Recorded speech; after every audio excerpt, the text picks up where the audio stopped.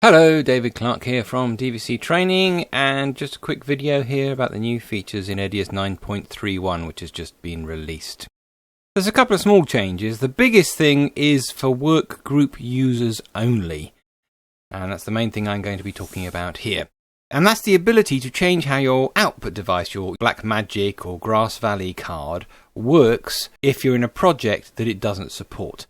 So currently, if you've got a Blackmagic device or a Grass Valley or Matrox device in your computer and it's pumping a picture out to a television, you'll get a picture out of a project that matches formats that thing can do. But if you go into another project, you won't see anything. So for example here, I've started up a UHD project. So we're looking at 13840 by 2160, 25 frames a second. And if you look at what I've got inside the computer, I've got an Intensity Pro. Now this is the old, really old Intensity Pro, not the new Intensity Pro 4K. This is the really old one, which could only manage to output video at up to 1920 50i. What would normally happen is I'd start a 4K project and I wouldn't see anything out onto a television which is connected to my Intensity Pro. Pop up with a little message saying project format not supported. Now in 9.31 we've got the ability for EDIUS to convert the project into something the Intensity Pro can actually pop out. And it's all to do with this setting that we've got down here, output conversion setting. Now like I said, if you're on EDIUS Pro you won't have this. This is work group only. So this new thing obviously says either don't convert it, in which case it does exactly the same as it did before, or convert it to a format that is actually supported by the device. So what it's now doing is my colour bars here, my 4K colour bars, are popping up on the TV that's attached to my Intensity Pro, and what I'm seeing on the TV is actually 1920 50i, which is the best thing that the Intensity Pro can manage. So I'm not seeing it in all its 4K-ness, I'm not seeing it exactly as it will be if you make a 4K file out of it, but what I am seeing is something on a video screen which is going to help me for grading, it's going to help me for monitoring, it's going to help me in lots of ways. It's not as good as having a 4K output. Looking at these settings here, the obvious thing is don't convert or convert. I'm going to leave it on convert, so at least I get something all the time.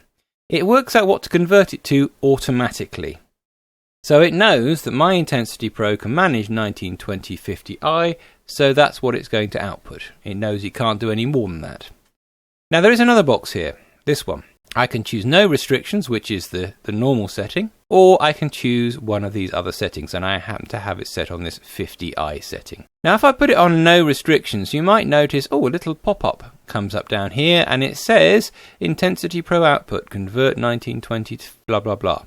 That's actually telling me that the output is being converted and what it's being converted to, and in this case it's being converted to 25p HD. Now suppose you've got a system that's got something like an Intensity Pro 4K in it, which can display everything up to UHD at 25p.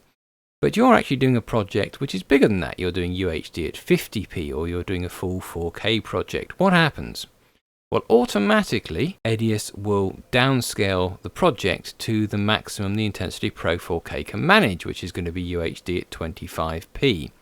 But what happens if you've got a television attached that can't do UHD? I mean, maybe you've bought an Intensity Pro 4K, but the only TV you've got attached is an HD one. If it automatically downscales to UHD, you still won't see anything. So that's what this other box does. It lets you set what the maximum resolution your TV can manage. So I can say, right, I've got an HD TV and it manages 1920 50i at the top resolution. Doesn't matter my Blackmagic can do any more. The TV can't, so it automatically downscales it to that. So that's kind of the point. If your TV is not as good as your output device, then you can say, well look, this is the maximum I want to do to make sure that you actually see a picture. Now this little icon down here pops up with lots of different things. This tells you what is being output. If I hang over it long enough, you'll see a little thing pops up saying, yep, the Intensity Pro is outputting 1920 at 50i. Earlier on it's saying 25p. This little button has three states. The first one is that one, which means it's being converted. Now I'm just going to swap to generic OHCI, which can't cope with anything that I'm doing at all.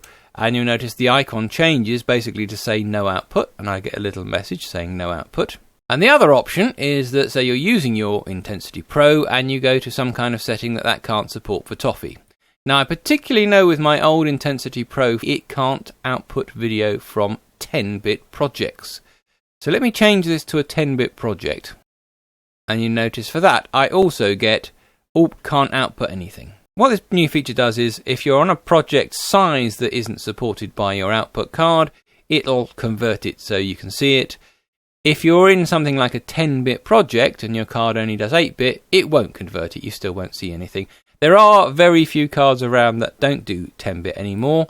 I've basically got the old Intensity Pro in here, and that doesn't. The new one does, the Intensity Pro 4K does. And things like the HD Spark. The HD Spark doesn't do output from 10-bit projects. There is also a third state for that little icon, which is this one.